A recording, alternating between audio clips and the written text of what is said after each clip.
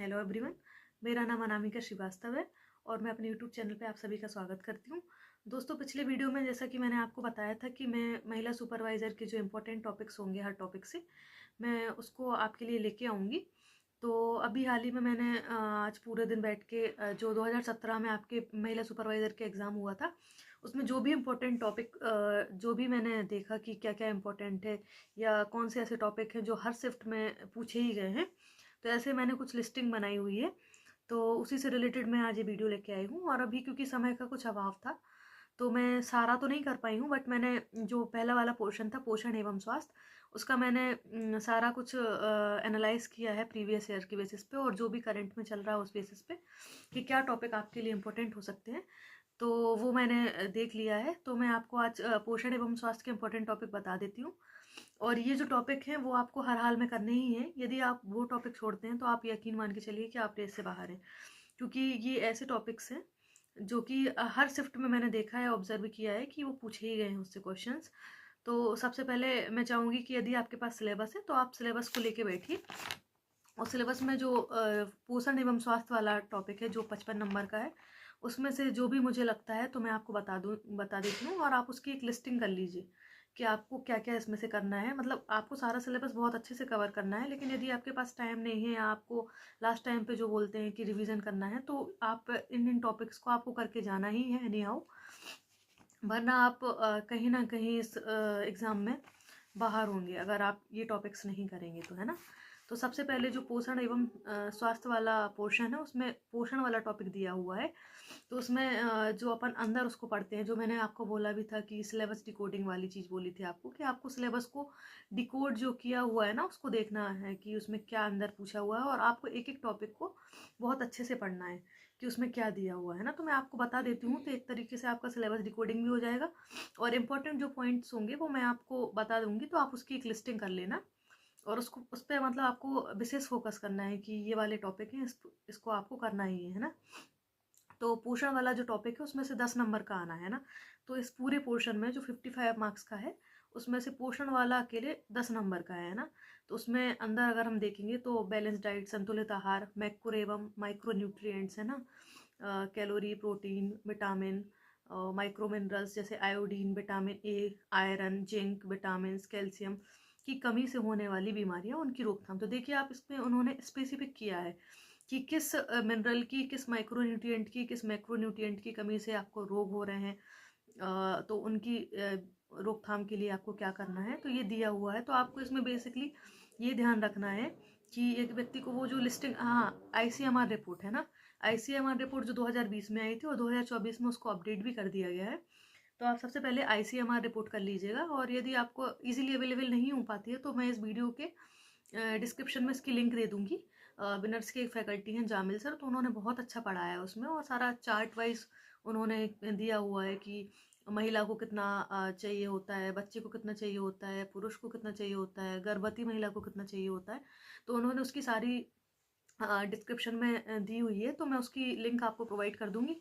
तो आप डायरेक्टली वहाँ से विजिट कर लीजिए और वो एक 2-3 घंटे की वीडियो होगी आई थिंक। तो आप उसको अगर देख लेंगे ना तो आपका ये काम बन जाएगा, ठीक है। और इस टाइप के क्वेश्चंस देखे भी गए हैं, प्रीवियस ईयर हो या फिर अभी जो टेस्ट सीरीज चल रही हो उसमें भी लोग इसको प्रेफरेंस दे रहे हो और ये आपसे पूछे भी जाएंगे, ठीक है। तो आपको calorie, protein, vitamin, micro minerals, इन सब का आईसीएमआर रिपोर्ट में जो भी डेटा दिया हुआ है कि किस एज के बच्चे को क्या चाहिए, कितना कितना मिलीग्राम चाहिए, कितना ग्राम चाहिए, जो भी क्राइटेरिया रहता है इसका, तो वो आप उससे कर लीजिएगा तो ये हो जाएगा, है ना। तो आईसीएमआर रिपोर्ट सबसे पहला इंपॉर्टेंट टॉपिक है जो आपको एनी हाउ करना ही है और उसको आप ऐसे इकट्ठा आपको याद भी नहीं होगा, तो आप उसको डेली बेसिस पे रिवीजन करिए तो आप उसको बहुत अच्छे से कर पाएंगे, है ना। सेकंड टॉपिक पे हम आते हैं। और हाँ, इसमें जो विटामिन्स का जो पूरा टेबल होता है कि उसका रासायनिक नाम, विटामिन ए का, विटामिन बी का, है ना, उससे रोग क्या क्या होते हैं, उनके सोर्सेस क्या हैं विटामिन के, है ना, इनटेक करने के। तो वो सब आपको विशेष फोकस पे आपको रखना है। प्रोटीन की कितनी मात्रा चाहिए होती है, प्रोटीन से कितनी एनर्जी मिलती है, ठीक है। और प्रोटीन की कमी से जैसे क्वाशिकोर होता है, मारसमस होता है, तो ये सारे जो रोग हैं आपके आप इसकी ना एक लिस्टिंग कर लीजिए, ठीक है। जैसे आयोडीन है, ठीक है, तो आयोडीन से ग्वाइटर हो रहा है, इससे रिलेटेड जो भी आपको मिनरल से रिलेटेड चीज़ें मिल रही हैं जो भी आपको माइक्रो और मैक्रो न्यूट्रिएंट से रिलेटेड चीज़ें मिल रही हैं उसकी आप एक लिस्टिंग कर लीजिए, ताकि आखिरी टाइम में जब आपको रिवीजन करना हो तो आपको बहुत ज़्यादा हेडेक फील ना हो, है ना, उसके लिए। ठीक है, अब अपन आते हैं सेकंड टॉपिक पे। ठीक है, सेकंड है जीवन की विभिन्न अवस्थाओं में पोषण का महत्व, जिसमें किशोरावस्था, गर्भावस्था, धात्री महिलाएं, नवजात शिशु, बाल्यावस्था और वयस्क। ठीक है, ये वाला टॉपिक दिया हुआ है। तो आपको इसमें मैंने देखा है तो जनरली जो ICMR रिपोर्ट है उसी से रिलेटेड पूछ लेते हैं ना, कि कितना अमाउंट में क्या चाहिए होता है। तो इसमें इंपॉर्टेंट टॉपिक ऐसा मुझे कुछ ऐसा लगा नहीं कि जो आपको करना ही है। इसको आप थ्योरी वाइज पढ़ लीजिएगा और थोड़ा सा आप इसके जो भी डेटाज होंगे तो वो आप देख लीजिएगा कि क्या कैसा है। ठीक है, अब थर्ड टॉपिक आता है कि गर्भवती की देखभाल। ठीक है, गर्भावस्था में वजन की निगरानी, मातृ शिशु रक्षा, गर्भावस्था में खतरों का बचाव और गर्भावस्था में प्रसव पूर्व स्वास्थ्य जांच। ठीक है, तो इसमें आपको एक जो महिला की गर्भ धारण करने से लेके प्रसव तक की जो भी प्रोसेस होती है, जो भी अंडरटेकिंग चलता है उसके अकॉर्डिंग, तो वो सब आपको करना पड़ेगा इसमें अच्छे से, है ना। कि जब लोग प्रेग्नेंट होती हैं महिलाएं तो किस मंथ में उनको कितना वजन बढ़ जाता है ना, कौन सा उस टेस्ट होता है। ठीक है, जैसे अल्ट्रासाउंड हो गया, सोनोग्राफी हो गया, ये सब चीज़ें आपने सुनी होंगी अपने डेली बेसिस पे। तो वो सब आपको बेसिक चीज़ें इसमें ध्यान में रखनी है। ठीक है, और क्या क्या प्रिकॉशंस लेने होते हैं ना। और जब बच्चा हो रहा है तो फर्स्ट ट्राइमेस्टर में क्या होता है, सेकंड ट्राइमेस्टर में क्या चेंजेस होते हैं, थर्ड ट्राइमेस्टर में क्या होता है, तो ये सारी चीज़ें आपको इसमें ध्यान रखनी होंगी। तो ये सब आप कर लीजिएगा। ठीक है, फिर फोर्थ टॉपिक जो टीकाकरण है, ये मोस्ट इम्पॉर्टेंट टॉपिक है। तो इसको आप अपनी लिस्टिंग में शामिल कर सकते हैं इंपॉर्टेंट टॉपिक्स में। टीकाकरण ये आपको बहुत अच्छे से करना है। देखिए, आप अपने एग्ज़ाम को समझिए। आपको जो आंगनवाड़ी सुपरवाइज़र का एग्ज़ाम आपका होने वाला है, तो मोस्टली जो सुपरवाइज़र होती है उनको यही सारी चीज़ें इंस्पेक्ट करनी होती हैं ना। तो ये बहुत बर्निंग टॉपिक है, आपको टीकाकरण बहुत अच्छे से करना है। राष्ट्रीय टीकाकरण कार्यक्रम। ठीक है, फिर इसके अंतर्गत जो भी चीज़ें आ रही हैं, है ना, मिशन इंद्रधनुष आ रहा है। ठीक है, जो भी BCG का टीका लग रहा है। ठीक है, ये सारी चीज़ें आपको करना है। और बेसिकली इसमें आपको ये देखना है कि बच्चों को किस एज में कौन से टीके लगते हैं ना। जैसे आपने देखा होगा कि बच्चा हो रहा है तो तुरंत उसको कौन सा टीका लग रहा है, फिर तीसरे मंथ में कौन सा टीका लग रहा है, फिर 6 महीने में कौन सा टीका लग रहा है। ठीक है, तो ये सारी चीज़ें आपने अपने आसपास भी देखी होंगी। अगर आपके यहाँ किसी का बच्चा हो रहा है तो ये सारी चीज़ें होती हैं। ये प्रैक्टिकल चीज़ें ही हैं, ये आपको पता भी होना चाहिए। और ये आपको इस वाले टॉपिक में विशेष मतलब पढ़ना ही है, फोकस देके पढ़ना है। तो ये मैं आपको कहूँगी कि टीकाकरण वाला टॉपिक आप बहुत अच्छे से करिए। और इसके साथ अगर आप चाहें तो आप मतलब ये जो बीमारियां हो रही हैं तो उसके लिए क्या क्या टीके लग रहे हैं तो वो भी आप कर सकते हैं ना। फिर उसके बाद जो नेक्स्ट टॉपिक आता है वो है स्वास्थ्य के विभिन्न राष्ट्रीय कार्यक्रम, जिसमें इन्होंने विशेष फोकस किया है NHRM में, नेशनल हेल्थ मिशन पे। और जो ICDS होता है, ठीक है, ICDS के अंतर्गत जो भी योजनाएं संचालित की जा रही हैं तो वो एक आपका इम्पोर्टेंट टॉपिक है। मतलब मैंने ऐसा देखा है कि ICDS से तो बहुत ज़्यादा क्वेश्चंस आ रहे हैं। और जो नेशनल हेल्थ मिशन है, मतलब रूरल मिशन जो 2005 में आया है, फिर शहरी वाला मिशन जो 2013 में आया, तो ये टॉपिक्स भी मैंने देखा है कि लगातार टेस्ट सीरीज में और जो भी प्रीवियस ईयर के क्वेश्चंस देखे हैं मैंने, उसमें मुझे इससे रिलेटेड चीज़ें बहुत बहुत ज़्यादा देखने को मिली हैं। तो मैं आपको बोलूँगी कि आप इंपॉर्टेंट टॉपिक्स में आप रखिए इसको, NHRM को और इसको ICDS को, है ना।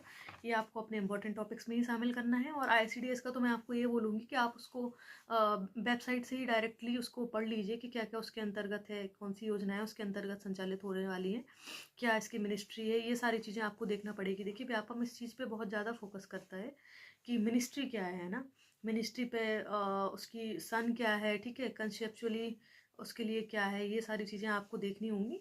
और अपनी योजनाओं को आप देख लीजिए और मोस्टली आप फोकस करिए कि बच्चों से रिलेटेड और महिलाओं से रिलेटेड जो भी योजनाएं हैं, जो भी आपको अपने करंट में भी कुछ अगर इनिशिएटिव मिल रहे हैं इससे रिलेटेड, तो आपको उस पर फोकस करना चाहिए इस एग्ज़ाम के लिए, है ना। फिर दूसरा जो टॉपिक आता है तो वो कुपोषण वाला टॉपिक है। कुपोषण में इसमें दिया हुआ कि जन्म के पूर्व कारण एवं संरक्षण के उपाय, जन्म के बाद कारण एवं संरक्षण के उपाय।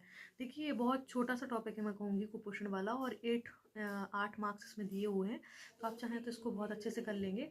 इसमें मेनली आपको यही सब देखना है कि बच्चों को अगर प्रॉपर न्यूट्रिएंट्स नहीं मिल पाते हैं तो क्या बीमारियां हो जाती हैं उनको। ठीक है, फिर इसके बाद से आप इसमें देखेंगे कि वो स्टनिंग वाला है। ठीक है, ये सारी चीज़ें आपको वेस्टिंग ये देखने को मिलेंगी कुपोषण के अंतर्गत, तो इस पर आप बेसिस फोकस कर लीजिए, ठीक है। फिर इसके बाद आता है सामान्य बीमारियों की जानकारी, जिसमें दस्त, उल्टी, आंखों एवं नाल का संक्रमण, खसरा, गलघोटू, टिटनेस, काली खांसी, टीबी, निमोनिया, ठीक है। तो इसको देखिए इन्होंने स्पेसिफिक किया हुआ है कि क्या क्या रोग ये पूछ रहे हैं इसमें, संक्रामक रोग, गैर संक्रामक रोग, इस तरीके से इन लोगों ने एक मिक्स दे दिया है कि इनको सिर्फ इसी टॉपिक से पूछना है। हालांकि ये व्यापम है, तो मैं आपसे चाहूँगी कि एक आप लिस्टिंग करके जाइए ना, संक्रामक रोगों की, गैर संक्रामक रोगों की, एक ऊपर ऊपर आप देख लीजिए कि कौन सा रोग किससे हो रहा है और उसका इफेक्ट क्या पड़ रहा है, उसके लिए कौन सा टीका लगाया जा रहा है, उसके लिए क्या प्रिकॉशंस लिए जा रहे हैं, क्योंकि ये व्यापम है, कुछ भी पूछ सकता है ना। तो विशेष आपको फोकस जो सिलेबस में दिया हुआ है उस पर करना है, लेकिन आप चाहें तो आप इन सब चीज़ों को एक एक बार मैं कहूँगी कि देख ही लीजिए, आपके मन में नहीं रहना चाहिए, और हो सकता है कि आ जाए, क्योंकि टेस्ट में तो पूछे ही जा रहे हैं। मैंने ऐसा देखा है कि टेस्ट में तो वो लोग पूछ रहे हैं, संक्रामक रोगों को भी पूछ रहे हैं, गैर संक्रामक रोगों को भी पूछ रहे हैं, तो आपको इनको करना चाहिए, ठीक है। ये आप, मैं बोलूँगी इसमें से भी कि आप टीबी को, है ना, और अभी एड्स भी मिलेगा आपको, अपन को शायद सेकंड टॉपिक में मिलेगा या जब भी मिलेगा, तो जो एड्स होता है उस पर भी मैंने देखा है कि बहुत ज़्यादा क्वेश्चंस पूछे जा रहे हैं उससे रिलेटेड, तो आपको उस पर भी अपनी प्रायोरिटी रखना है। एड्स को आप बहुत डिटेल में पढ़िए, एलिजा टेस्ट को डिटेल में पढ़िए। टीबी भी मैंने देखा है कि बहुत इंपॉर्टेंट टॉपिक है, बहुत पूछते हैं टीबी को, तो आप इसको भी ध्यान में रखिए, ठीक है। तो ओवरऑल ये जो मैंने आपको बताया है, तो एक तरीके से आपका सिलेबस डिकोड भी हो गया है, और आपको मैंने इंपॉर्टेंट टॉपिक्स भी बता दिए हैं, ठीक है। तो 4 से 5 इंपॉर्टेंट टॉपिक शायद मैंने मुझे लगता है कि इसमें से निकल के आए होंगे। पहला ICMR रिपोर्ट करना है, दूसरा अपन को टीकाकरण करना है, ठीक है। तीसरा अपन को ये वाला माइक्रो न्यूट्रिएंट्स में कि प्रोटीन से क्या हो रहा है, विटामिन की लिस्टिंग करनी है अपन को कि क्या रोग हो रहा है, ठीक है, क्या उसका रासायनिक नाम है, ठीक है। फिर इसके बाद से मैंने आपको बोला है कि आपको हेल्थ मिशन और ICDS, है ना, ये भी करने हैं, बहुत अच्छे से करने हैं, ठीक है।